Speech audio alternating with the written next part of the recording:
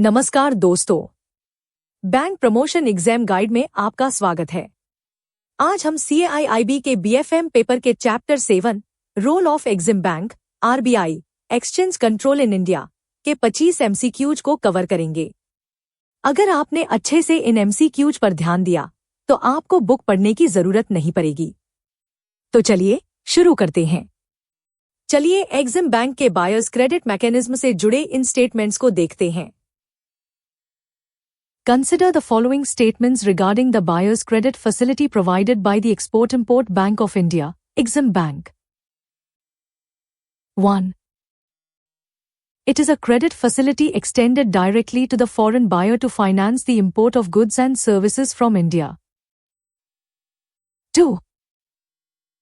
It is available directly to Indian exporters to manage their pre-shipment manufacturing costs and domestic raw material procurement. 3. Exim Bank provides this facility to boost India's project exports and enhance the global competitiveness of Indian manufactured goods. Which of the statements given above are correct? Option A. Only 1 and 2. Option B. Only 1 and 3. Option C. Only 2 and 3. Option D. 1, 2 and 3.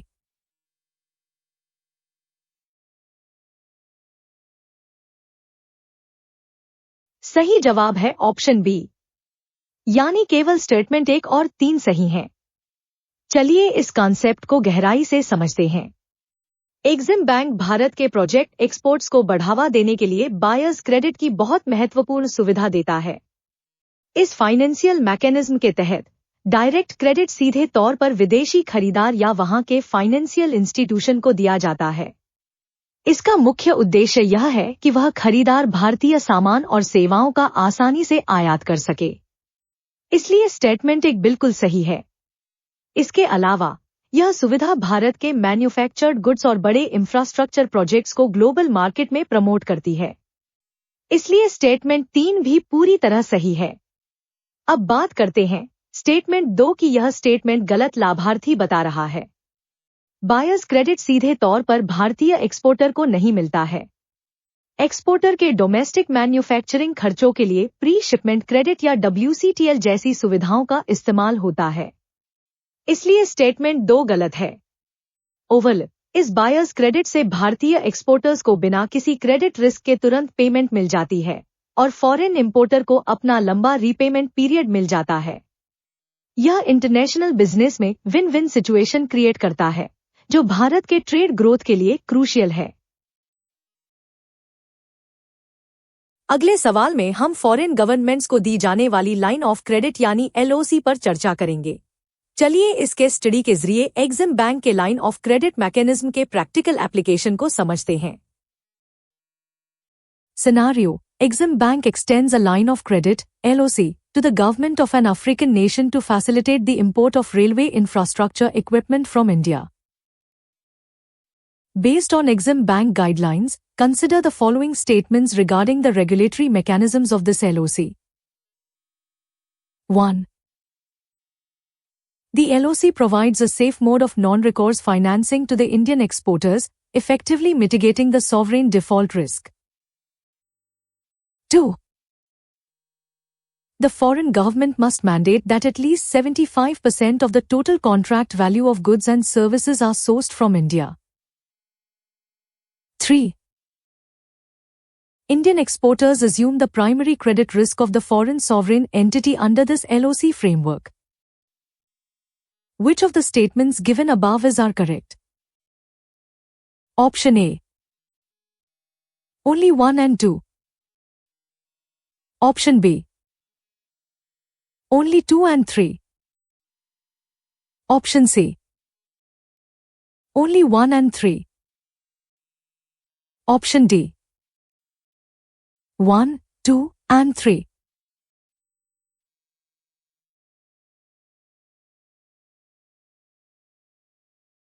सही जवाब है option A, यानी केवल statement 1 और 2 सही हैं। आइए इसके स्टडी को एनालाइज करते हैं। फॉरेन गवर्नमेंट्स को दी जाने वाली line of credit EXIM bank का एक बहुत बड़ा टूल है।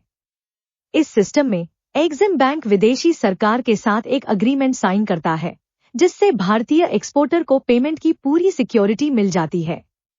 एक्सपोर्टर को पेमेंट सीधे भारत में मिल जाती है, इसलिए यह उनके लिए नॉन रिकोर्स फाइनेंसिंग का काम करता है। इससे सॉवरेन डिफॉल्ट रिस्क पूरी तरह खत्म हो जाता है, इसलिए स्टेटमेंट एक सही है। अब सबसे अहम नियम की बात करते हैं। इस एलओसी का फायदा उठाने के लिए यह अनिवार्य है कि प्रोजेक्ट की टोटल वैल्यू का कम से कम 75% हिस्सा भारतीय मूल का होना चाहिए। यह नियम भारतीय मैन्युफैक्चरिंग को बूस्ट करने के लिए बनाया गया है, इसलिए स्टेटमेंट 2 भी सही है। अब देखते हैं कि स्टेटमेंट 3 क्यों गलत है। इस पूरे फ्रेमवर्क में जो प्राइमरी क्रेडिट रिस्क होता है वह एक्सपोर्टर का नहीं होता। विदेशी सरकार के पेमेंट डिफॉल्ट का पूरा रिस्क एग्जिम बैंक और भारत सरकार खुद उठाती है, इसलिए स्टेटमेंट 3 गलत है।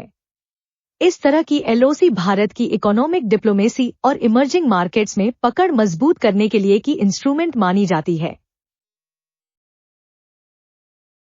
अगले सवाल में हम ओवरसीज इन्वेस्टमेंट फाइनेंस के कॉन्सेप्ट को डिटेल में देखेंगे। आइए अब एग्जिम बैंक के ओवरसीज इन्वेस्टमेंट फाइनेंस से जुड़े इन पॉइंट्स पर नजर डालते हैं। Consider the following statements regarding the overseas investment finance facility provided by Exim Bank. 1. It is offered exclusively to Indian companies for the sole purpose of acquiring foreign software startups. 2. The facility includes term loans to Indian promoter companies to finance their equity contribution in the overseas joint venture. 3.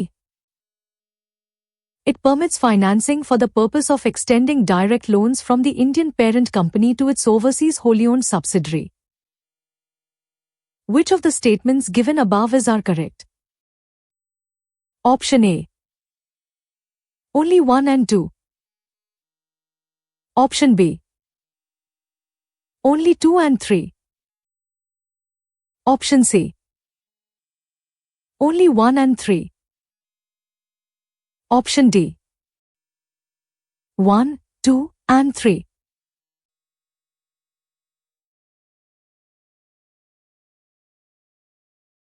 सही जवाब है option B, यानी केवल statement 2 और 3 सही हैं।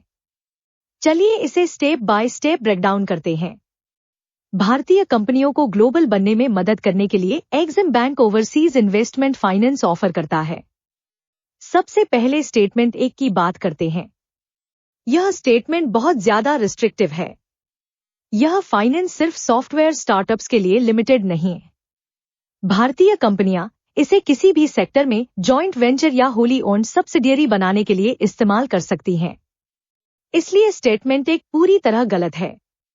अब statement 2 को देखते हैं। जब कोई भारतीय प्रमोटर विदेश में कंपनी सेटअप करता है तो उसे अपना इक्विटी कंट्रीब्यूशन देना होता है। एग्जिम बैंक इस इक्विटी इन्वेस्टमेंट को फंड करने के लिए टर्म लोन्स प्रोवाइड करता है, इसलिए स्टेटमेंट 2 सही है। इसके अलावा अगर भारतीय पेरेंट कंपनी अपनी विदेशी सब्सिडियरी को कोई डायरेक्ट लोन देना चाहती है तो उसके लिए भी एग्जिम बैंक से फाइनेंशियल बैकिंग ली जा सकती है, इसलिए स्टेटमेंट 3 भी सही है। यह पूरा मैकेनिज्म भारत के आउटवर्ड फॉरेन डायरेक्ट इन्वेस्टमेंट को प्रमोट करने के लिए डिजाइन किया गया है ताकि इंडियन ब्रांड्स ग्लोबल स्केल पर अपनी पहचान बना सकें।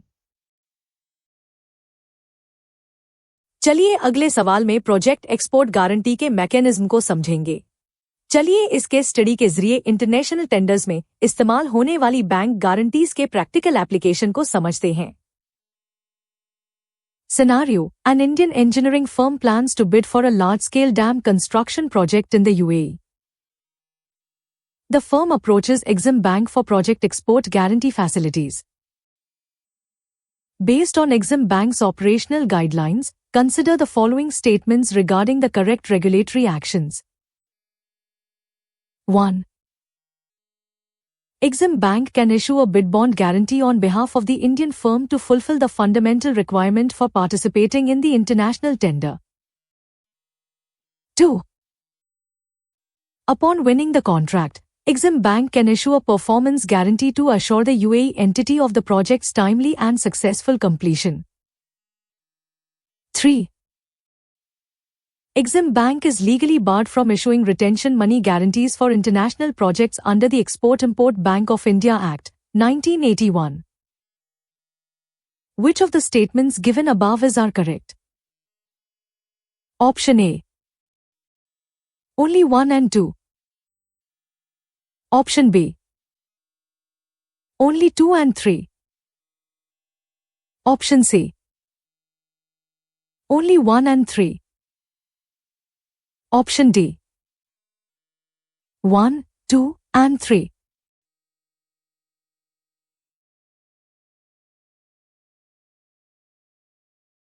सही जवाब है ऑप्शन ए, यानी केवल स्टेटमेंट 1 और 2 सही हैं। आइए इस इंटरनेशनल टेंडर प्रोसेस को एनालाइज करते हैं। जब कोई भारतीय कंपनी विदेश में किसी बड़े प्रोजेक्ट के लिए अप्लाई करती है, तो उसे कई तरह की गारंटीज देनी पड़ती हैं। टेंडर में हिस्सा लेने के लिए सबसे पहले बिड बॉन्ड गारंटी की जरूरत होती है, जो यह साबित करती है कि कंपनी सीरियस है। एक्जिम बैंक भारतीय कंपनी के बिहाफ पर यह इशू कर सकता है, इसलिए स्टेटमेंट 1 सही है। इसके बाद अगर कंपनी वह टेंडर जीत जाती है, तो क्लाइंट को यह भरोसा दिलाना होता है कि काम सही समय पर पूरा होगा। इसके लिए Exim bank performance guarantee issue करता है, जो क्लाइंट को सिक्योरिटी देती है। इसलिए स्टेटमेंट 2 भी बिल्कुल सही है। अब स्टेटमेंट 3 पर आते हैं। कंस्ट्रक्शन प्रोजेक्ट्स में अक्सर क्लाइंट कुछ पेमेंट रोक कर रखता है, जिसे रिटेंशन मनी कहते हैं। इस पैसे को समय से पहले रिलीज करवाने के लिए बैंक को रिटेंशन मनी गारंटी देनी पड़ती है। एक्जिम बैंक को ऐसा करने से रोका नहीं गया है, बल्कि यह उनकी कोर सर्विसेज का एक अहम हिस्सा है। इसलिए स्टेटमेंट 3 गलत है। ये सभी तरह की गारंटीज इंडियन प्रोजेक्ट एक्सपोर्टर्स को ग्लोबल टेंडर्स में कंपेटिटिव एज देने के लिए डिजाइन की गई हैं।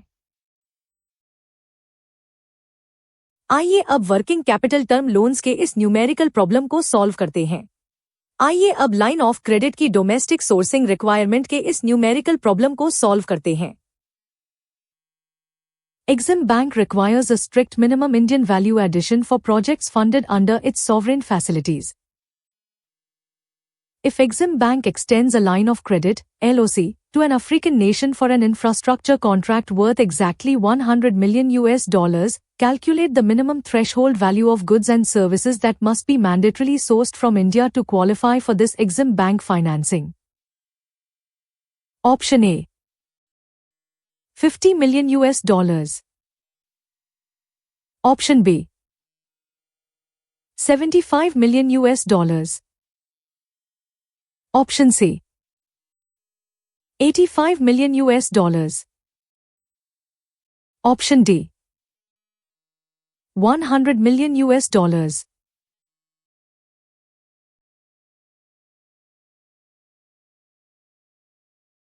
सही जवाब है ऑप्शन बी, यानी $75 मिलियन।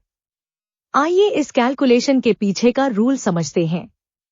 एक्जिम बैंक का मुख्य मकसद भारतीय एक्सपोर्ट्स को ग्लोबल लेवल पर प्रमोट करना है। जब एक्जिम बैंक किसी विदेशी सरकार को लाइन ऑफ क्रेडिट सैंक्शन करता है, तो एक बहुत सख्त रेगुलेटरी कंडीशन लगाई जाती है। यह शर्त यह है कि टोटल प्रोजेक्ट कॉस्ट का कम से कम 75% हिस्सा भारतीय मार्केट से ही प्रोक्योर होना चाहिए। इस सवाल में टोटल कॉन्ट्रैक्ट वैल्यू $100 मिलियन है। अब हम इसका गणित देखते हैं। $100 मिलियन का 75% कैलकुलेट करने पर हमें $75 मिलियन मिलता है। इसका मतलब है कि प्रोजेक्ट में इस्तेमाल होने वाला कच्चा माल, मशीनरी और कंसल्टेंसी सर्विसेज की कीमत कम से कम $75 मिलियन होनी चाहिए, और वो सब इंडिया से जानी चाहिए। बाकी बचा हुआ 25% हिस्सा किसी और देश से या लोकल मार्केट से सोर्स किया जा सकता है। अगर कोई प्रोजेक्ट इस स्ट्रिक्ट थ्रेशोल्ड को मीट नहीं करता, तो उसे एक्जिम बैंक की इस स्पेशल एलओसी सुविधा का फायदा नहीं मिलेगा। यह रूल सुनिश्चित करता है कि भारत का पैसा सीधे तौर पर भारतीय इकोनॉमी और मैन्युफैक्चरिंग सेक्टर को फायदा पहुंचाए। चलिए अब क्वेश्चन 1 से 5 तक का छोटा रिवीजन करते हैं। बायर्स क्रेडिट सीधे विदेशी खरीदार को दिया जाता है ताकि वो भारत से सामान आयात कर सके। एलओसी के तहत विदेशी सरकार के डिफॉल्ट का पूरा रिस्क एग्जिम बैंक खुद उठाता है। भारतीय कंपनियां विदेशी जॉइंट वेंचर में इक्विटी इन्वेस्टमेंट के लिए एग्जिम बैंक से लोन ले सकती हैं। बिड बॉन्ड और परफॉर्मेंस गारंटी इशू करना इंटरनेशनल प्रोजेक्ट एक्सपोर्ट्स का एक बहुत अहम हिस्सा है। एलओसी फाइनेंसिंग के लिए प्रोजेक्ट का कम से कम 75% हिस्सा भारत से सोर्स होना जरूरी है। अगले सवाल में हम फेमा और रिजर्व बैंक ऑफ इंडिया के एक्सचेंज कंट्रोल रेगुलेशंस के मैकेनिज्म को समझेंगे। चलिए फेरा और फेमा के बीच के इस बड़े बदलाव से जुड़े इन स्टेटमेंट्स को देखते हैं। Consider the following statements regarding the regulatory transition from the Foreign Exchange Regulation Act, FERA, to the Foreign Exchange Management Act, FEMA. 1. FEMA fundamentally shifted the regulatory approach from conserving foreign exchange to facilitating external trade and developing the forex market in India. 2. Under FEMA, the Reserve Bank of India has the absolute power to impose criminal imprisonment for any minor civil contravention of foreign exchange rules. 3. All administrative and statutory powers to regulate foreign exchange transactions in India are derived directly from the Reserve Bank of India Act, 1934, bypassing FEMA Act. Which of the statements given above are correct? Option A. Only one. Option B. Only 1 and 2. Option C. Only 2 and 3. Option D. 1, 2 and 3.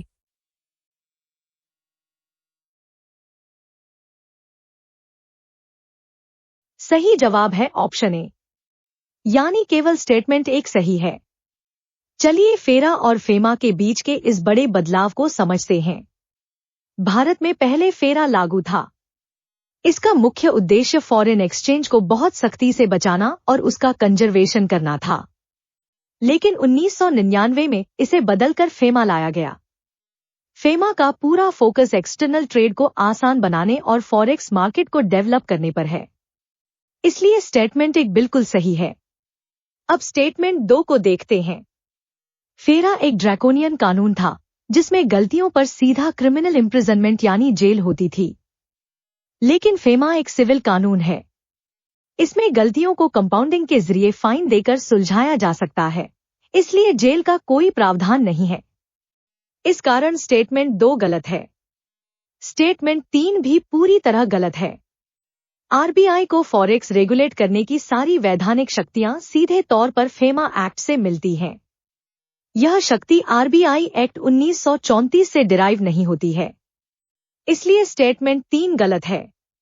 इस बदलाव ने भारतीय अर्थव्यवस्था को liberalise किया है।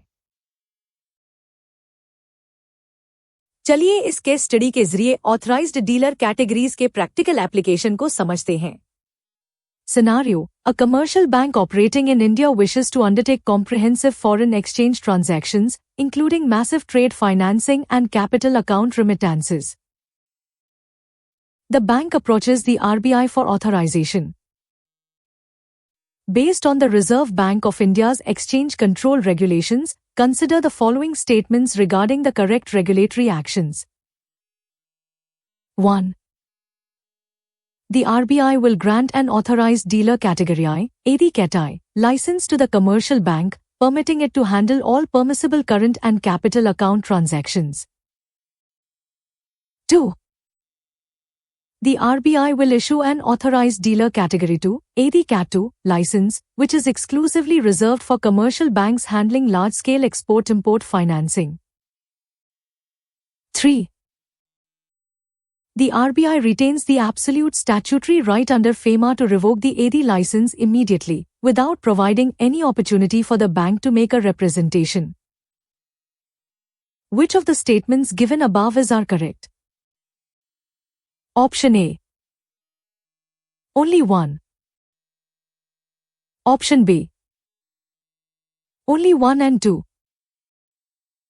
Option C. Only 2 and 3. Option D. 1, 2 and 3.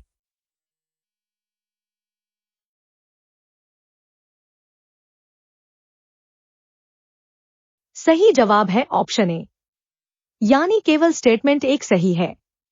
आइए RBI की एडी कैटेगरी लाइसेंसिंग को समझते हैं। जब कोई कमर्शियल बैंक भारत में सारे फॉरेक्स डील्स करना चाहता है तो उसे एडी कैट 1 का लाइसेंस दिया जाता है।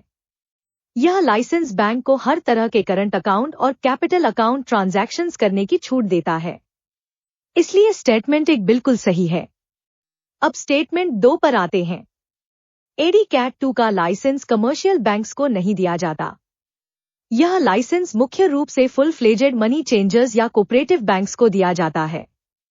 वो इसका इस्तेमाल सिर्फ ट्रेवल या मेडिकल जैसी स्पेसिफाइड रेमिटेंसेस के लिए करते हैं, बड़े ट्रेड फाइनेंस के लिए नहीं। इसलिए स्टेटमेंट 2 गलत है। अब स्टेटमेंट 3 की बात करते हैं। आरबीआई के पास लाइसेंस कैंसिल करने का स्टैट्यूटरी राइट जरूर है, लेकिन फेमा के सेक्शन 10 के तहत आरबीआई बिना नोटिस दिए लाइसेंस कैंसिल नहीं कर सकता। बैंक को अपना पक्ष रखने के लिए रीजनेबल अपॉर्चुनिटी देना अनिवार्य है। इसलिए स्टेटमेंट 3 भी गलत है। यह फेयर रेगुलेटरी प्रैक्टिस को एंश्योर करता है। आइए अब आरबीआई के फॉरेक्स मार्केट इंटरवेंशन से जुड़े इन स्टेटमेंट्स को देखते हैं। Consider the following statements regarding the Reserve Bank of India's foreign exchange market interventions and liquidity sterilization mechanisms. 1. When the RBI purchases large volumes of US dollars to prevent the excessive appreciation of the Indian rupee, it injects domestic currency into the banking system. 2. To neutralize the inflationary impact of this excess domestic liquidity, the RBI employs the Market Stabilization Scheme, MSS, to absorb the surplus rupees. 3. The RBI strictly refrains from intervening in the forward forex market, restricting its operations exclusively to the spot market. Which of the statements given above are correct? Option A. Only 1 and 2. Option B. Only 2 and 3. Option C. Only 1 and 3. Option D. 1, 2 and 3.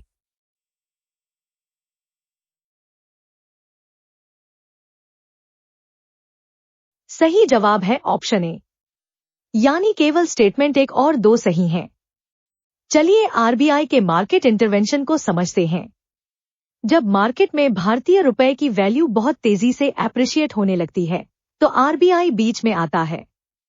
RBI बड़े पैमाने पर अमेरिकी dollars खरीदता है। जब वो dollar खरीदता है तो बदले में बैंकिंग सिस्टम में भारी मात्रा में इंडियन रूपी इंजेक्ट हो जाता है। इसलिए स्टेटमेंट 1 सही है। अब सिस्टम में बहुत ज्यादा रुपया होने से इन्फ्लेशन यानी महंगाई बढ़ सकती है। इस एक्स्ट्रा लिक्विडिटी को सोखने के लिए आरबीआई एमएसएस यानी मार्केट स्टेबलाइजेशन स्कीम का इस्तेमाल करता है। इस स्कीम के तहत सरकारी बॉन्ड्स बेचे जाते हैं ताकि एक्स्ट्रा रुपया वापस आरबीआई के पास आ जाए। इसलिए स्टेटमेंट 2 बिल्कुल सही है। अब स्टेटमेंट 3 को देखते हैं। यह कहना गलत है कि आरबीआई सिर्फ स्पॉट मार्केट में काम करता है। अपनी रणनीति के अनुसार आरबीआई फॉरवर्ड मार्केट में भी पूरी तरह से इंटरवीन करता है। वो अपनी करेंसी की स्टेबिलिटी के लिए स्वैप्स और फॉरवर्ड्स का भी भारी मात्रा में इस्तेमाल करता है। इसलिए स्टेटमेंट 3 गलत है। यह पूरी प्रक्रिया इकोनॉमी को स्टेबल रखने में मदद करती है। आइए अब एडी बैंक्स की रिपोर्टिंग स्ट्रक्चर के इन पॉइंट्स पर नजर डालते हैं। Consider the following statements regarding the mandatory reporting structures imposed on authorized dealer, AD, banks by the Reserve Bank of India. 1. AD banks must submit the comprehensive return to the RBI on a daily basis to report all individual retail forex transactions. 2. The XOS, Export Outstanding Statement, is submitted by AD banks on a half-yearly basis to report all export bills that have remained overdue beyond the permitted realization period. 3. The primary objective of the XOS reporting is to enable the RBI to monitor and penalize exporters who are failing to repatriate export proceeds into India. Which of the statements given above are correct? Option A. Only 1 and 2. Option B. Only 2 and 3. Option C. Only 1 and 3. Option D. 1, 2 and 3.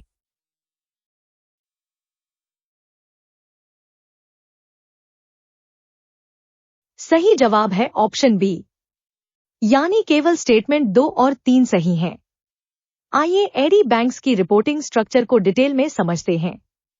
RBI forex data को track करने के लिए कई तरह के returns मंगवाता है। सबसे पहले स्टेटमेंट 1 की बात करते हैं। आर रिटर्न एक बहुत ही कंप्रेहेंसिव रिपोर्ट है, जिसमें सभी फॉरेक्स ट्रांजैक्शंस का ब्यौरा होता है। लेकिन यह रिपोर्ट डेली बेसिस पर नहीं जमा होती। इसे फोर्टनाइटली यानी हर 15 दिन में सबमिट करना होता है। इसलिए स्टेटमेंट 1 गलत है। अब स्टेटमेंट 2 को देखते हैं। अगर कोई एक्सपोर्टर अपना पैसा समय पर भारत नहीं लाता, तो उस बिल को ओवरड्यू माना जाता है। ऐसे सभी ओवरड्यू एक्सपोर्ट बिल्स की जानकारी एक्सओएस फॉर्म में दी जाती है। एडी बैंक्स इस फॉर्म को हाफ ईयरली बेसिस पर आरबीआई को भेजते हैं। इसलिए स्टेटमेंट 2 बिल्कुल सही है। इस एक्सओएस रिपोर्टिंग का मुख्य उद्देश्य यह है कि आरबीआई उन एक्सपोर्टर्स को ट्रैक कर सके जो देश का फॉरेन एक्सचेंज वापस लाने में नाकाम रहे हैं। नियम तोड़ने वालों पर फेमा के तहत पीनल एक्शन लिया जा सकता है। इसलिए स्टेटमेंट 3 भी सही है। चलिए इस केस स्टडी के जरिए जनवरी 2026 के नए फेमा गारंटी रेगुलेशंस को समझते हैं। Scenario: An Indian corporate entity wishes to issue a corporate guarantee on behalf of its overseas joint venture. The entity consults an authorized dealer bank regarding the latest RBI compliance rules. Based on the newly implemented FEMA guarantees regulations of January 2026, consider the following statements regarding the correct regulatory actions. 1. The legacy 2000 regulations have been replaced with a principle-based regime, shifting the primary responsibility of ensuring bona fide transactions to the authorized dealer banks. 2. The Indian corporate entity, acting as a surety, is strictly prohibited from issuing any guarantee for its overseas joint venture without prior specific approval from the Ministry of Finance. 3.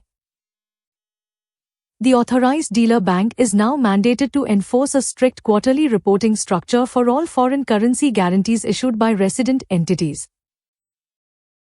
Which of the statements given above are correct? Option A. Only 1 and 2. Option B.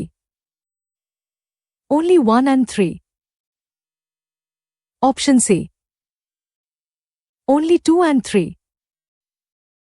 Option D. 1, 2 and 3.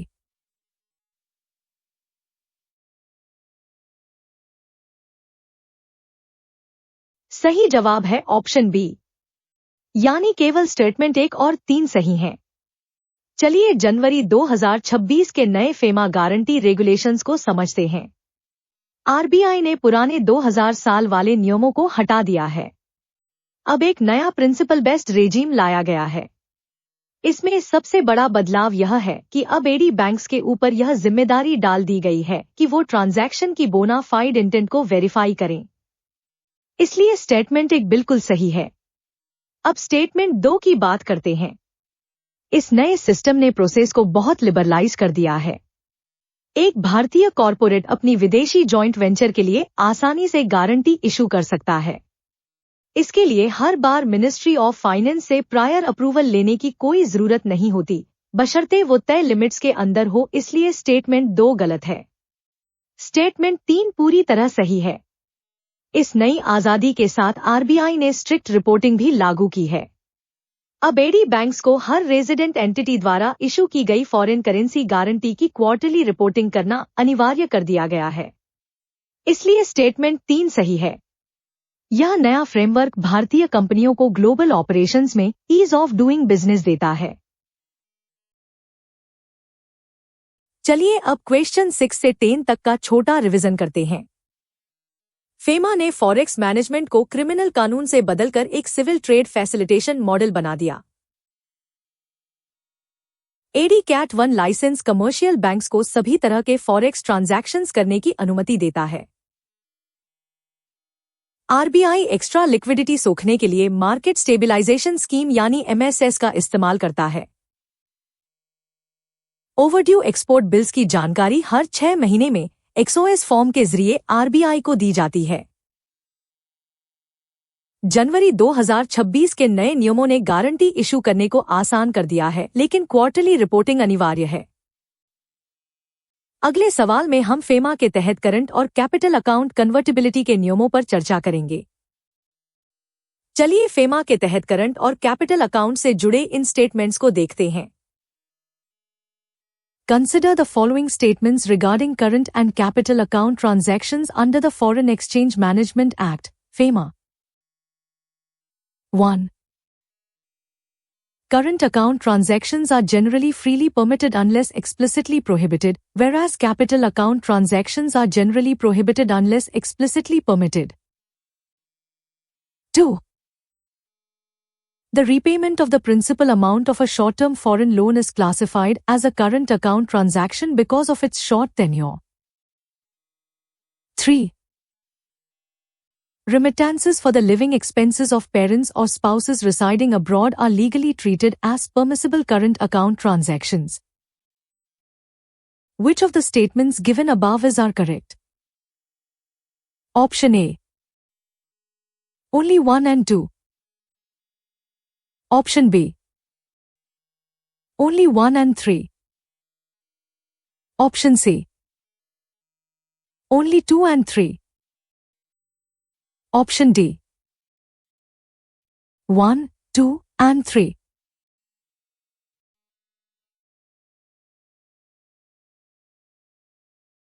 सही जवाब है option B, यानी केवल statement 1 और 3 सही हैं।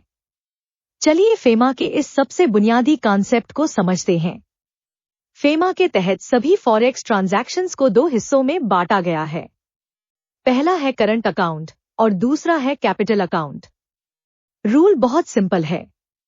Current account के transactions को आम तौर पर फ्रीली परमिटेड माना जाता है, जब तक कि सरकार उन्हें साफ तौर पर मना ना कर दे। इसके उलट कैपिटल अकाउंट के ट्रांजैक्शंस पर आम तौर पर रोक होती है, जब तक कि आरबीआई उन्हें करने की खास परमिशन ना दे। इसलिए स्टेटमेंट 1 बिल्कुल सही है। अब स्टेटमेंट 2 को देखते हैं। अगर आप किसी विदेशी लोन का प्रिंसिपल अमाउंट वापस चुका रहे हैं, तो इससे आपकी विदेशी लायबिलिटी कम हो रही है। कोई भी ऐसा ट्रांजैक्शन जो आपकी विदेशी एसेट्स या लायबिलिटीज को बदलता है, वह हमेशा कैपिटल अकाउंट ट्रांजैक्शन कहलाता है। लोन का टेन्योर छोटा होने से उसका नेचर नहीं बदलता, इसलिए स्टेटमेंट 2 गलत है।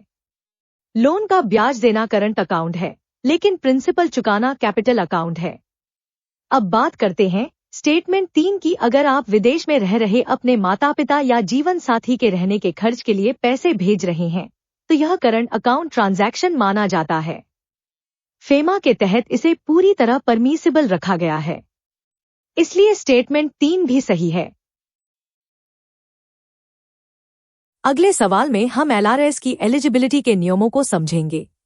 चलिए इस केस स्टडी के जरिए एलआरएस की एलिजिबिलिटी के प्रैक्टिकल एप्लीकेशन को समझते हैं। Scenario: A newly formed Indian partnership firm and its individual managing partner both wish to remit $2 lakhs each to acquire real estate in London. Based on the liberalized remittance scheme, LRS, guidelines under FEMA, consider the following statements regarding the correct regulatory actions. 1. The authorized dealer can seamlessly process the remittance for the individual managing partner, as resident individuals are fully eligible to acquire overseas property under LRS. 2. The partnership firm can utilize the LRS framework by clubbing the individual LRS limits of all its managing partners to execute the corporate remittance. 3. The partnership firm is strictly prohibited from using the LRS framework for any overseas property acquisition or capital account transaction. Which of the statements given above are correct? Option A. Only 1 and 2. Option B. Only 1 and 3.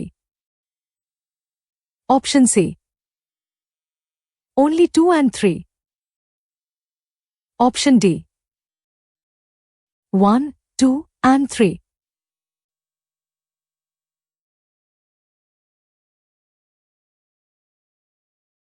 सही जवाब है option B, यानी केवल statement 1 और 3 सही हैं।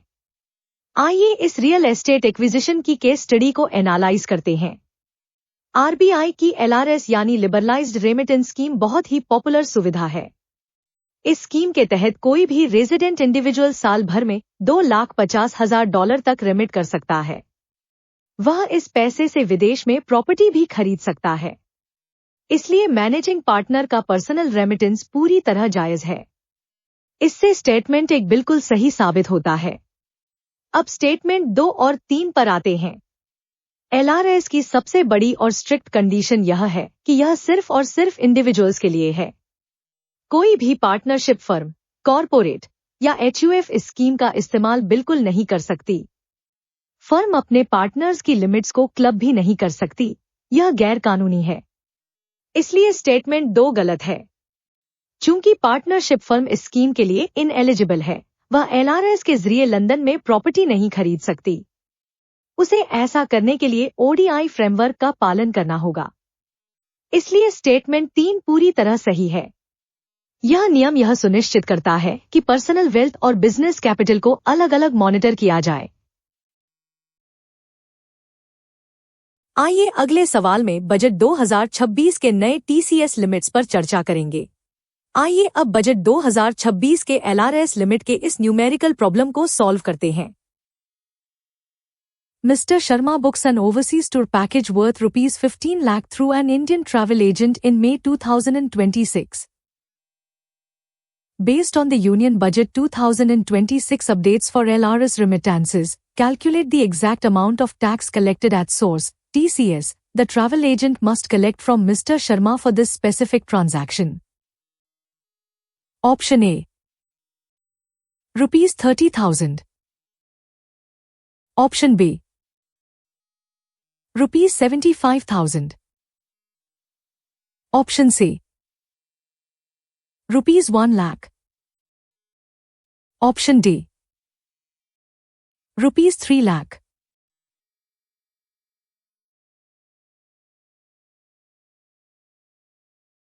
सही जवाब है ऑप्शन ए, यानी 30,000 रुपए।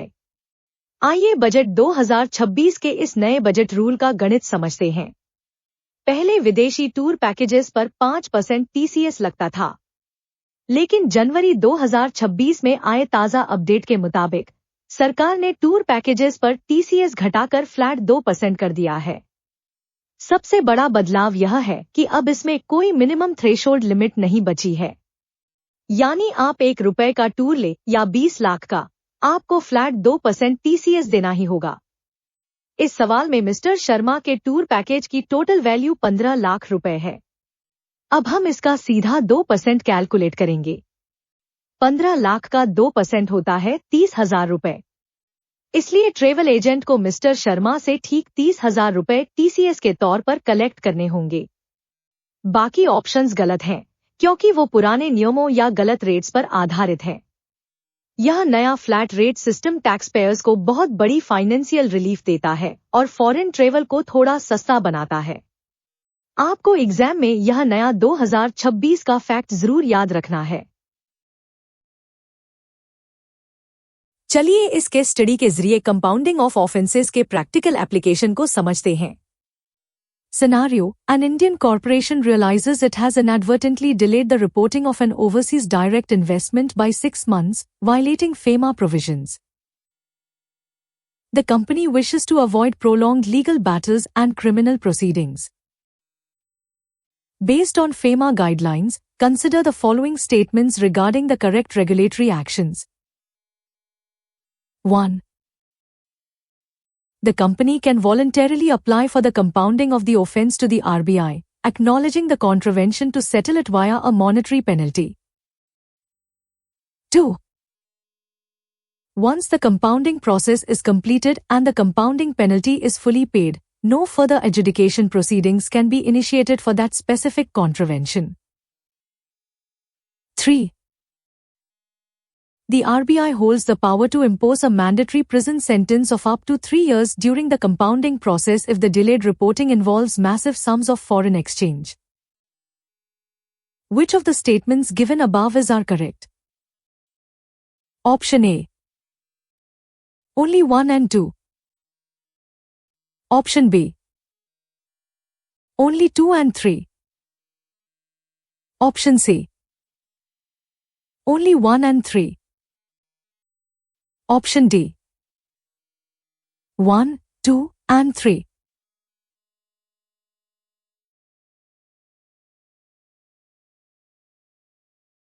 सही जवाब है ऑप्शन ए, यानी केवल स्टेटमेंट 1 और 2 सही हैं। चलिए फेमा के तहत पेनाल्टीज के प्रोसेस को एनालाइज करते हैं। जब किसी कंपनी से फेमा नियमों का उल्लंघन हो जाता है, तो उसके पास एक बहुत अच्छा रास्ता होता है, जिसे कंपाउंडिंग ऑफ ऑफेंसेस कहते हैं। कंपाउंडिंग का मतलब है कि कंपनी खुद आरबीआई के पास जाकर अपनी गलती मान लेती है।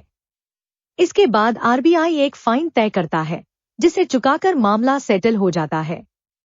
इसलिए स्टेटमेंट 1 बिल्कुल सही है। कंपाउंडिंग का सबसे बड़ा फायदा यह है कि यह मामले को हमेशा के लिए क्लोज कर देता है। एक बार आपने कंपाउंडिंग का पैसा भर दिया, तो कोई भी एनफोर्समेंट डायरेक्टरेट या कोर्ट उसी गलती के लिए आप पर दोबारा केस नहीं चला सकता। इसलिए स्टेटमेंट 2 भी पूरी तरह सही है। अब बात करते हैं स्टेटमेंट 3 की। फेमा एक सिविल कानून है, क्रिमिनल कानून नहीं। कंपाउंडिंग का पूरा मकसद ही मामलों को बिना जेल भेजे सुलझाना है। आरबीआई के पास किसी को भी जेल भेजने या अरेस्ट करने का पावर नहीं है, चाहे अमाउंट कितना भी बड़ा क्यों ना हो। इसलिए स्टेटमेंट 3 गलत है। यह कंपाउंडिंग मैकेनिज्म विदेशी निवेशकों को भारत में बिजनेस करने का एक सेफ एनवायरनमेंट देता है, जहां अनजाने में हुई गलतियों को आसानी से सुधारा जा सकता है। चलिए अब क्वेश्चन 11 से 15 तक का छोटा रिवीजन करते हैं। आइए अब फेमा पेनल्टी कैलकुलेशन के इस न्यूमेरिकल प्रॉब्लम को सॉल्व करते हैं।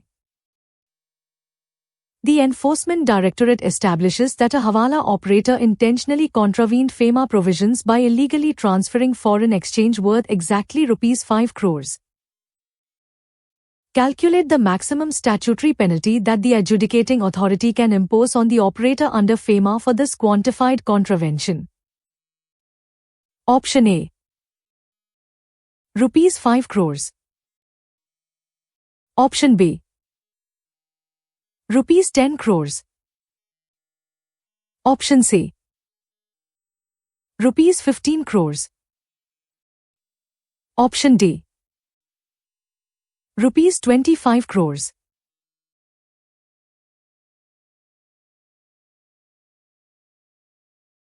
सही जवाब है ऑप्शन सी, यानी 15 करोड़ रुपए। आइए फेमा के तहत लगने वाली मैक्सिमम पेनल्टी का कैलकुलेशन समझते हैं। फेमा के सेक्शन 13 में पेनल्टी का क्लियर फॉर्मूला दिया गया है। अगर कोई व्यक्ति फेमा का उल्लंघन करता है और उस उल्लंघन की रकम को क्वांटिफाई यानी गिना जा सकता है, तो कानून बहुत सख्त हो जाता है। ऐसे मामलों में जो एडजुडिकेटिंग अथॉरिटी होती है, वो टोटल शामिल रकम का अधिकतम 3 गुना तक जुर्माना लगा सकती है। इसके स्टडी में ऑपरेटर ने 5 करोड़ रुपए का इल्लीगल फॉरेक्स ट्रांसफर किया है। अब हम इसका मैक्सिमम फाइन निकालते हैं।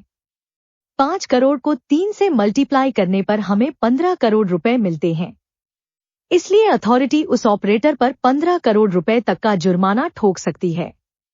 बाकी ऑप्शंस गलत हैं, क्योंकि वो इस 3 टाइम्स मल्टीप्लायर रूल को फॉलो नहीं करते।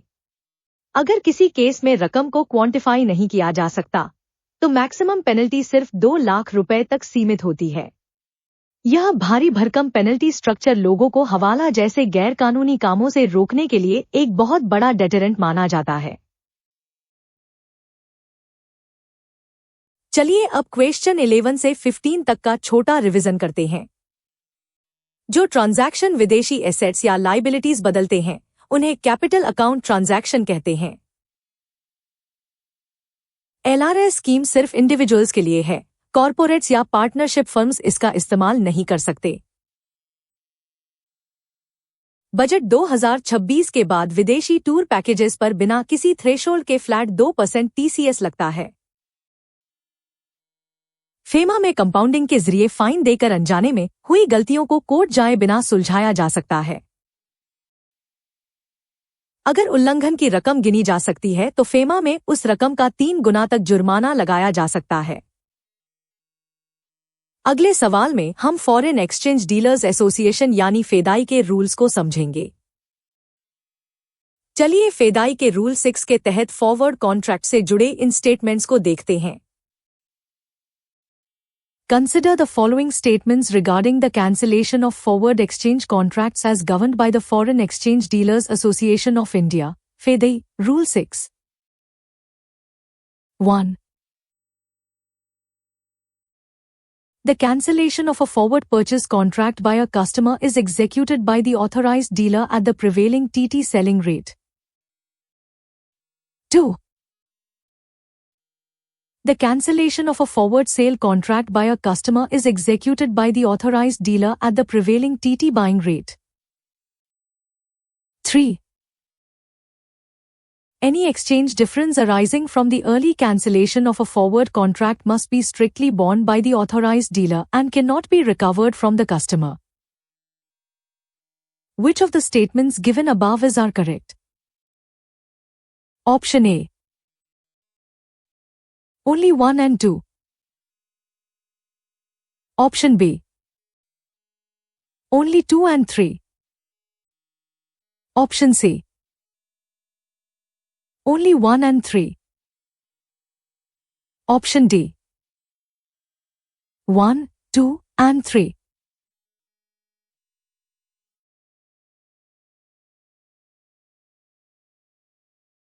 सही जवाब है ऑप्शन ए, यानी केवल स्टेटमेंट 1 और 2 सही हैं। चलिए फेदाई के रूल 6 को गहराई से समझते हैं। जब कोई कस्टमर अपना फॉरवर्ड कॉन्ट्रैक्ट कैंसिल करवाता है तो बैंक को एक रिवर्स ट्रांजैक्शन करना पड़ता है। अगर कस्टमर ने डॉलर बेचने का फॉरवर्ड परचेज कॉन्ट्रैक्ट किया था और अब वो उसे कैंसिल कर रहा है तो इसका मतलब है कि बैंक को वो डॉलर मार्केट में वापस बेचने पड़ेंगे। इसलिए बैंक इसे हमेशा अपने टीटी सेलिंग रेट पर कैंसिल करता है।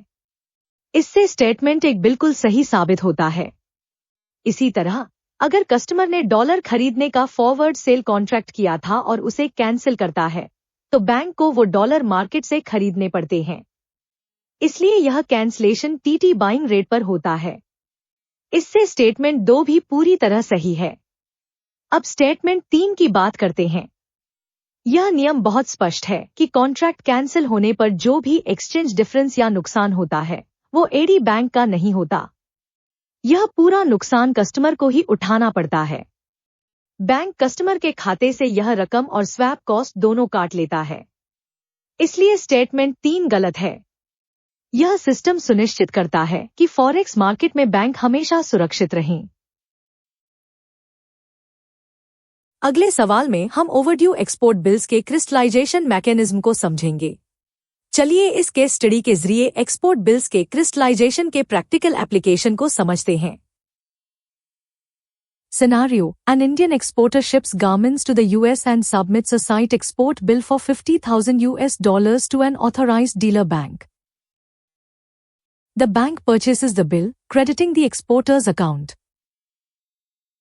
However, the overseas buyer fails to make the payment on the due date. Based on FEDAI rules, consider the following statements regarding the correct regulatory actions. 1. the authorized dealer must automatically crystallize the overdue export bill into Indian rupees on the 15th day from the due date if it remains unpaid. 2. The primary objective of the crystallization process is to inherently protect the authorized dealer from any adverse exchange rate fluctuations that may occur after the 15th day. 3.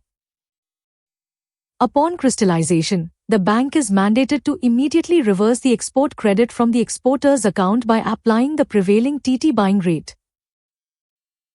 Which of the statements given above are correct? Option A. Only 1 and 2. Option B. Only 2 and 3. Option C. Only 1 and 3. Option D. 1, 2 and 3.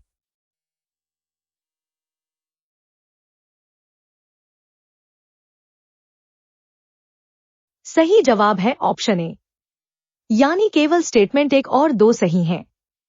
आइए इस export bill की case study को analyse करते हैं। जब कोई exporter bank को bill देता है और बैंक उसे खरीद लेता है, तो बैंक विदेशी पेमेंट का इंतजार करता है। अगर विदेशी खरीदार पैसा नहीं देता, तो वह बिल ओवरड्यू हो जाता है। फेदाई के नियमों के अनुसार ऐसे ओवरड्यू बिल को 15वें दिन भारतीय रुपए में बदल दिया जाता है। इस प्रोसेस को क्रिस्टलाइजेशन कहते हैं। इसलिए स्टेटमेंट 1 बिल्कुल सही है। इस प्रोसेस का मुख्य मकसद एडी बैंक को भारी करेंसी फ्लक्चुएशन से बचाना है। अगर विदेशी करेंसी गिरती है, तो बैंक को नुकसान न हो, इसलिए उसे रुपए में फिक्स कर दिया जाता है। इसलिए स्टेटमेंट 2 भी सही है। अब स्टेटमेंट 3 को देखते हैं। जब बैंक क्रिस्टलाइजेशन करता है, तो वो यह मान लेता है कि उसे कस्टमर को डॉलर बेचने पड़े हैं। इसलिए बैंक टीटी बाइंग रेट नहीं लगाता। फेदाई के नियम साफ कहते हैं कि क्रिस्टलाइजेशन हमेशा टीटी सेलिंग रेट पर ही होना चाहिए, क्योंकि यह बैंक के लिए एक रिकवरी प्रोसेस है। इसलिए स्टेटमेंट 3 गलत है। इस नियम से भारत का एक्सपोर्ट फाइनेंस सिस्टम बहुत सिक्योर रहता है। आइए अगले सवाल में क्रिस्टलाइजेशन के रेट एप्लीकेशन का एक न्यूमेरिकल प्रॉब्लम सॉल्व करते हैं। आइए अब ओवरड्यू बिल के क्रिस्टलाइजेशन का यह न्यूमेरिकल प्रॉब्लम सॉल्व करते हैं। An authorized dealer bank is crystallizing an unpaid site export bill of $1 lakh exactly on the 15th day from its notional due date.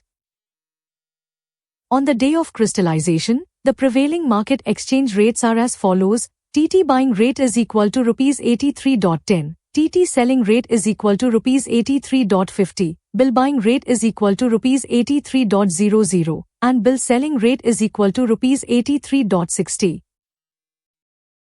Calculate the exact INR amount that will be recorded as the crystallized rupee liability for the exporter. Option A. Rupees 83 lakh. Option B. Rupees 83 lakh 10,000. Option C. Rupees 83 lakh 50,000. Option D.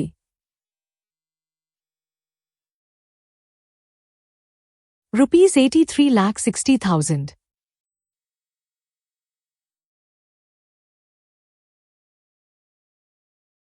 सही जवाब है option C, यानी 83,50,000 रुपए। आइए इस forex arithmetic को step by step समझते हैं। जब कोई एक्सपोर्ट बिल समय पर पे नहीं होता है, तो फेदाई के नियमों के तहत बैंक उसे 15वें दिन क्रिस्टलाइज करता है। इस क्रिस्टलाइजेशन प्रोसेस का सबसे बड़ा उसूल यह है कि बैंक हमेशा टीटी सेलिंग रेट का इस्तेमाल करता है। ऐसा इसलिए है क्योंकि बैंक यह मान लेता है कि उसने वो विदेशी करेंसी वापस एक्सपोर्टर को बेच दी है ताकि अपना दिया हुआ एडवांस रिकवर कर सके। इस सवाल में टोटल ओवरड्यू अमाउंट $1 लाख है। हमें सवाल में 4 अलग अलग रेट्स दिए गए हैं ताकि आप कंफ्यूज हो जाएं। लेकिन हमें सिर्फ टीटी सेलिंग रेट चुनना है, जो कि 83.50 रुपए है। अब हम इसका सीधा मल्टीप्लिकेशन करेंगे। $1 लाख को 83.50 से गुणा करने पर हमें 83,50,000 रुपए मिलते हैं। इसलिए बैंक एक्सपोर्टर के अकाउंट में ठीक इतनी ही रुपए की लायबिलिटी दर्ज करेगा। बाकी सभी ऑप्शंस गलत रेट्स का इस्तेमाल करने की वजह से गलत हैं। यह स्टैंडर्ड प्रैक्टिस बैंकों को किसी भी फॉरेक्स लॉस से बचाती है। आइए अब नॉर्मल ट्रांजिट पीरियड के इंटरेस्ट कैलकुलेशन का यह न्यूमेरिकल प्रॉब्लम सॉल्व करते हैं। An exporter submits a site export bill for $18,000 to an authorized dealer bank for purchase. The applicable exchange rate, bill buying rate, is rupees 80.00 per USD. The bank charges a concessional interest rate of 10% per annum for the transit period. As per FEDI guidelines, applying the standard normal transit period, NTP, of 25 days for a site bill and assuming a 360-day year, calculate the exact INR interest amount that the bank will deduct upfront from the exporter. Option A. Rupees 8,000. Option B. Rupees 10,000. Option C. Rupees 12,500. Option D. Rupees 14,400.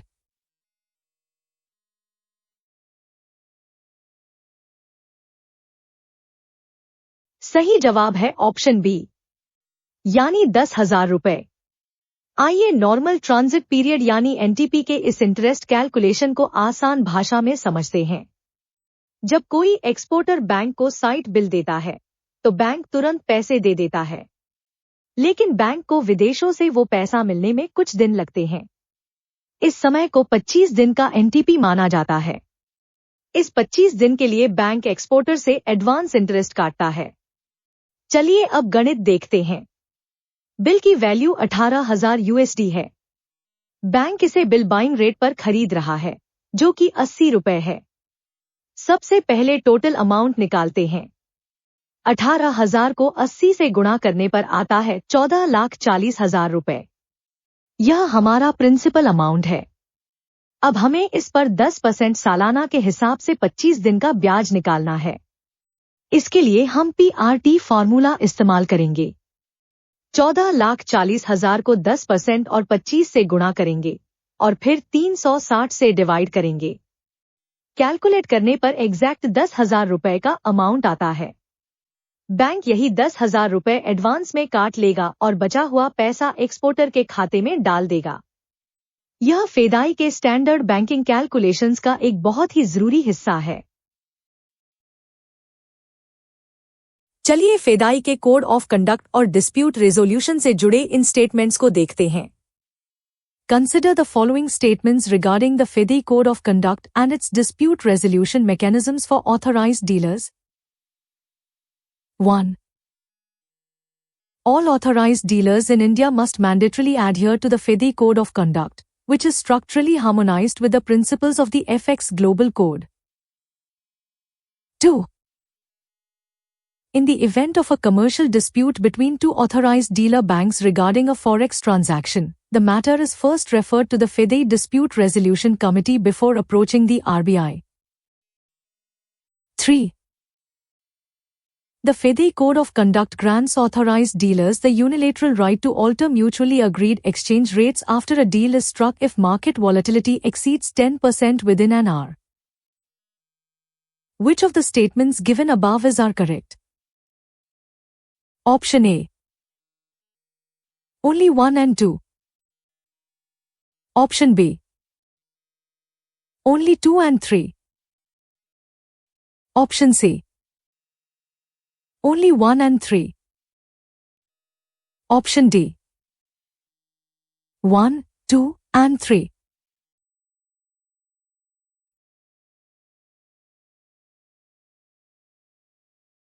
सही जवाब है option A, यानी केवल statement 1 और 2 सही हैं। चलिए फेदाई के रोल को समझते हैं। भारत में काम करने वाले सभी एडी बैंक्स के लिए यह अनिवार्य है कि वो फेदाई कोड ऑफ कंडक्ट का सख्ती से पालन करें। यह कोड इंटरनेशनल लेवल के FX ग्लोबल कोड पर आधारित है, ताकि भारत का मार्केट भी ग्लोबल स्टैंडर्ड्स से मैच करे। इसलिए स्टेटमेंट 1 बिल्कुल सही है। अब मान लीजिए कि दो बैंकों के बीच किसी फॉरेक्स डील को लेकर झगड़ा हो जाता है। ऐसे मामलों में वो सीधे आरबीआई के पास नहीं जाते। इस कोड के तहत वो मामला पहले फेडाई डिस्प्यूट रेजोल्यूशन कमेटी के पास जाता है, जो इसे सुलझाने की कोशिश करती है। इसलिए स्टेटमेंट 2 भी सही है। अब स्टेटमेंट 3 की बात करते हैं। बैंकिंग का सबसे बड़ा उसूल है भरोसा। अगर दो डीलर्स ने किसी रेट पर डील पक्की कर ली है, तो वो डील लॉक हो जाती है। मार्केट में चाहे जितनी भी उथल पुथल मच जाए, कोई भी बैंक डील को अपनी मर्जी से बदल नहीं सकता। ऐसा करना कोड ऑफ कंडक्ट का सख्त उल्लंघन माना जाता है। इसलिए स्टेटमेंट 3 पूरी तरह गलत है। यह कोड फॉरेक्स मार्केट में इंटीग्रिटी और एथिक्स बनाए रखने के लिए बहुत जरूरी है। चलिए अब क्वेश्चन 16 से 20 तक का छोटा रिवीजन करते हैं। फॉरवर्ड परचेज कॉन्ट्रैक्ट कैंसिल होने पर बैंक हमेशा टीटी सेलिंग रेट का इस्तेमाल करता है। ओवरड्यू एक्सपोर्ट बिल्स को 15वें दिन भारतीय रुपए में क्रिस्टलाइज कर दिया जाता है। क्रिस्टलाइजेशन प्रोसेस हमेशा टीटी सेलिंग रेट पर होता है ताकि बैंक को फॉरेक्स रिस्क से बचाया जा सके। साइड बिल्स पर एडवांस इंटरेस्ट कैलकुलेट करने के लिए 25 दिन का नॉर्मल ट्रांजिट पीरियड इस्तेमाल होता है। डील पक्की होने के बाद कोई भी बैंक अपनी मर्जी से एक्सचेंज रेट नहीं बदल सकता। अगले सवाल में हम ईसीबी और एडीआर जीडीआर के कोर कॉन्सेप्ट्स पर चर्चा करेंगे। चलिए फरवरी 2026 के नए ईसीबी फ्रेमवर्क से जुड़े इन स्टेटमेंट्स को देखते हैं। Consider the following statements regarding the comprehensive overhaul of the external commercial borrowings (ECB) framework implemented by the RBI in February 2026. 1. The rigid all-in cost ceiling has been completely abolished, allowing borrowing costs to be governed dynamically by prevailing market conditions. 2. The maximum borrowing limit under the automatic route has been significantly increased to the higher of $1 billion or 300% of the borrower's net worth. 3. The framework now explicitly permits the utilization of ECB proceeds for speculative equity trading in the domestic stock market. Which of the statements given above are correct? Option A. Only 1 and 2. Option B. Only 2 and 3. Option C. Only 1 and 3. Option D. 1, 2 and 3.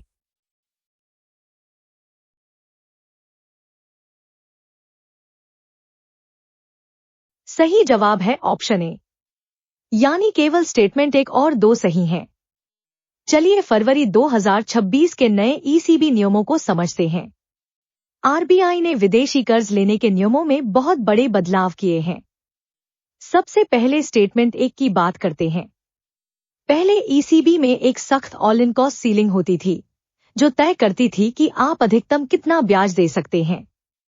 अब इस ceiling को पूरी तरह खत्म कर दिया गया है। अब कॉस्ट का फैसला मार्केट कंडीशंस के हिसाब से होगा। इसलिए स्टेटमेंट 1 बिल्कुल सही है। अब स्टेटमेंट 2 को देखते हैं। आरबीआई ने ऑटोमेटिक रूट के तहत बोरोइंग लिमिट को बहुत ज्यादा बढ़ा दिया है। अब नई लिमिट $1 बिलियन या कंपनी की नेट वर्थ का 300%, दोनों में से जो भी ज्यादा हो, तय की गई है। इसलिए स्टेटमेंट 2 भी पूरी तरह सही है। अब स्टेटमेंट 3 की बात करते हैं। ईसीबी का पैसा देश के इंफ्रास्ट्रक्चर और बिजनेस ग्रोथ के लिए होता है। इस पैसे को डोमेस्टिक स्टॉक मार्केट में सट्टेबाजी के लिए इस्तेमाल करना सख्त तौर पर मना है। इसलिए स्टेटमेंट 3 गलत है। इन नए नियमों से भारतीय कंपनियों को ग्लोबल कैपिटल जुटाने में बहुत फ्लेक्सिबिलिटी मिलेगी। आइए अगले सवाल में ईसीबी के एमएमपी रूल का एक न्यूमेरिकल प्रॉब्लम सॉल्व करते हैं। आइए अब ईसीबी के एमएमपी रूल के इस न्यूमेरिकल प्रॉब्लम को सॉल्व करते हैं। An eligible resident entity raises an external commercial borrowing (ECB) of $500 million in March 2026 for general corporate purposes. Based on the February 2026 revised ECB framework, calculate the minimum number of months this loan must be retained before the minimum average maturity period, MAMP, condition is legally satisfied. Option A, 12 months. Option B, 36 months. Option C, 60 months. Option D, 120 months.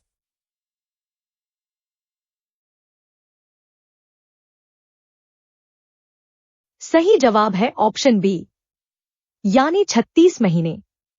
आइए ECB के इस MMP calculation को समझते हैं। MMP का मतलब होता है मिनिमम एवरेज मैच्योरिटी पीरियड। यह वह समय है जिसके लिए आपको विदेशी लोन का पैसा अपने पास रखना ही होता है, आप उसे समय से पहले वापस नहीं कर सकते। फरवरी 2026 के नए बदलावों के तहत आरबीआई ने पुराने उलझे हुए सिस्टम को हटा दिया है। अब सभी सेक्टर्स के लिए एमएमपी को स्टैंडर्डाइज कर दिया गया है। अब यह नियम ठीक 3 साल के लिए फिक्स कर दिया गया है। इस सवाल में कंपनी ने $500 मिलियन का ईसीबी उठाया है। क्योंकि नया नियम 3 साल का है, हमें इसे महीनों में बदलना होगा। 1 साल में 12 महीने होते हैं, तो 3 साल में 3 गुना 12 यानी 36 महीने होंगे। इसका मतलब है कि कंपनी को यह लोन कम से कम 36 महीने तक अपने पास रखना होगा, तभी वो लीगल कंडीशन को पूरा करेगी। बाकी ऑप्शंस जैसे 12 महीने या 60 महीने पुराने या स्पेसिफिक एक्सेप्शंस वाले नियम हैं, जो जनरल कॉर्पोरेट पर्पस के लिए लागू नहीं होते। यह नया नियम ईज ऑफ बोरोइंग को बहुत बढ़ा देता है।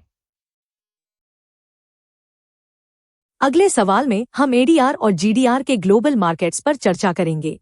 आइए अब एडीआर और जीडीआर के इन पॉइंट्स पर नजर डालते हैं। Consider the following statements regarding American Depository Receipts, ADRs, and Global Depository Receipts, GDRs, issued by Indian corporations. 1. ADRs are strictly issued to U.S. investors and must be listed on recognized U.S. stock exchanges, such as the New York Stock Exchange or Nasdaq. 2. GDRs provide a broader geographical reach, allowing Indian companies to raise capital in multiple international markets, primarily in Europe. 3. The underlying Indian equity shares for both ADRs and GDRs must be aggressively priced in the domestic market at a mandatory 20% discount to the prevailing international rate. Which of the statements given above are correct? Option A, only 1 and 2. Option B, only 2 and 3. Option C, only 1 and 3. Option D, 1, 2 and 3.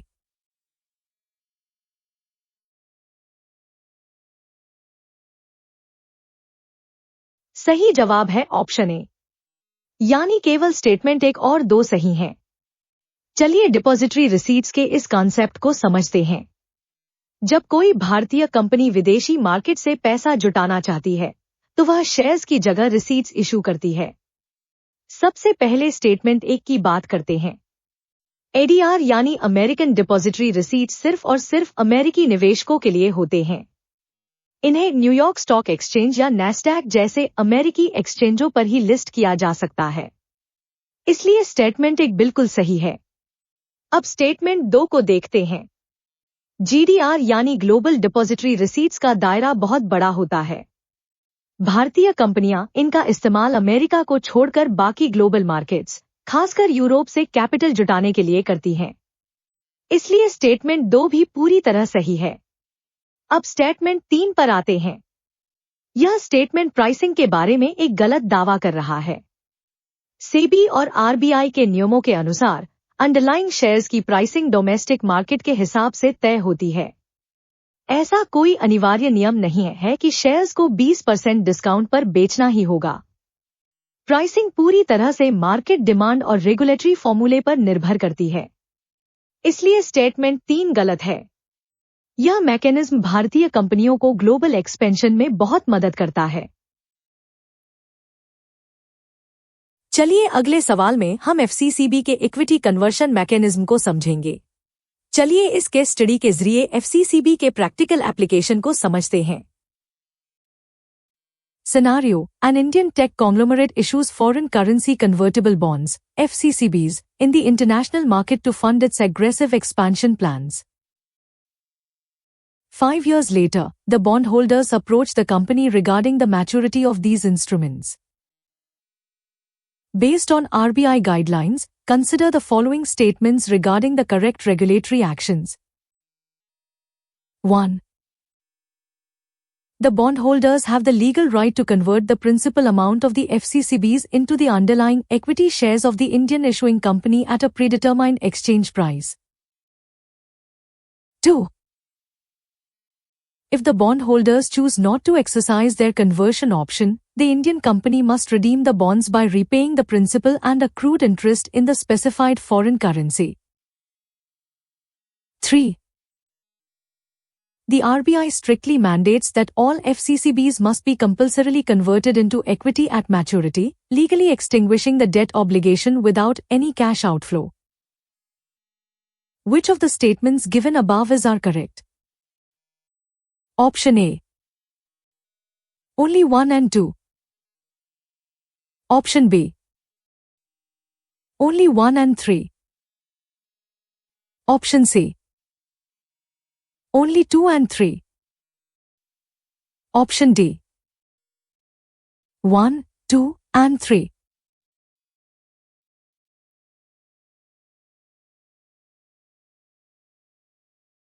सही जवाब है option A, यानी केवल statement 1 और 2 सही हैं। आइए एफसीसीबी issue की इसके स्टडी को एनालाइज करते हैं। एफसीसीबी का मतलब होता है फॉरेन करेंसी कन्वर्टेबल बॉन्ड्स। यह एक बहुत ही हाइब्रिड इंस्ट्रूमेंट है जिसमें कर्ज और इक्विटी दोनों के फायदे होते हैं। सबसे पहले स्टेटमेंट 1 की बात करते हैं। इन बॉन्ड्स की सबसे बड़ी खासियत यह है कि बॉन्ड होल्डर्स के पास एक कानूनी अधिकार होता है। मैच्योरिटी के समय वो अपने बॉन्ड्स के प्रिंसिपल अमाउंट को कंपनी के इक्विटी शेयर्स में बदल सकते हैं। यह कन्वर्शन एक पहले से तय किए गए कीमत पर होता है, इसलिए स्टेटमेंट 1 बिल्कुल सही है। अब स्टेटमेंट 2 को देखते हैं। अगर कंपनी के शेयर्स की कीमत मार्केट में अच्छी नहीं है तो इन्वेस्टर कन्वर्शन नहीं करेगा। उस स्थिति में भारतीय कंपनी को वो पैसा विदेशी करेंसी में ही वापस चुकाना होगा, जिसमें प्रिंसिपल और ब्याज दोनों शामिल होंगे। इसलिए स्टेटमेंट 2 भी पूरी तरह सही है। अब बात करते हैं स्टेटमेंट 3 की। यह स्टेटमेंट पूरी तरह से गलत है। आरबीआई ऐसा कोई नियम नहीं लगाता कि एफसीसीबी को जबरदस्ती शेयर्स में बदलना ही होगा। यह पूरी तरह से इन्वेस्टर की मर्जी पर निर्भर करता है, इसलिए इसे कन्वर्टिबल कहा जाता है, कंपल्सरी नहीं। इस वजह से स्टेटमेंट 3 गलत है। यह इंस्ट्रूमेंट कंपनियों को सस्ता फॉरेन कैपिटल जुटाने में बहुत फायदेमंद साबित होता है। अगले सवाल में हम ईसीबी के ऑटोमेटिक रूट के नेटवर्थ लिमिट को समझेंगे। चलिए इस केस स्टडी के जरिए ईसीबी के ऑटोमेटिक रूट के प्रैक्टिकल एप्लीकेशन को समझते हैं। Scenario: A domestic manufacturing company with a certified net worth of $200 million plans to raise an external commercial borrowing (ECB) of $800 million to construct a new semiconductor plant. Based on the February 2026 revised ECB framework, consider the following statements regarding the correct regulatory actions. 1. The company can seamlessly raise this amount under the automatic route because the proposed borrowing falls within the newly defined safe harbor limit of $1 billion. 2. The company must seek prior approval from the RBI because the proposed borrowing, while under $1 billion, exceeds the alternative cap of 300% of its net worth. 3. The company is strictly prohibited from utilizing the ECB proceeds for real estate activities or the purchase of agricultural land in India. Which of the statements given above is are correct? Option A.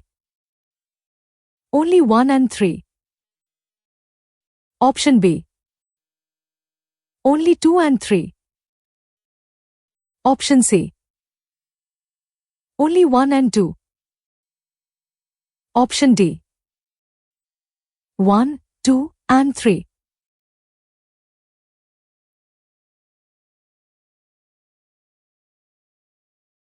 सही जवाब है option A, यानी केवल statement 1 और 3 सही हैं।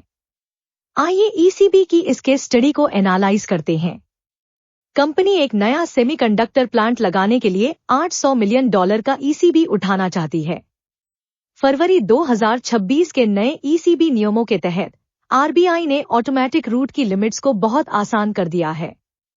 नया नियम कहता है कि कंपनी $1 बिलियन या अपनी नेटवर्थ का 300% इन दोनों में से जो भी ज्यादा हो उतना पैसा बिना परमिशन के उठा सकती है।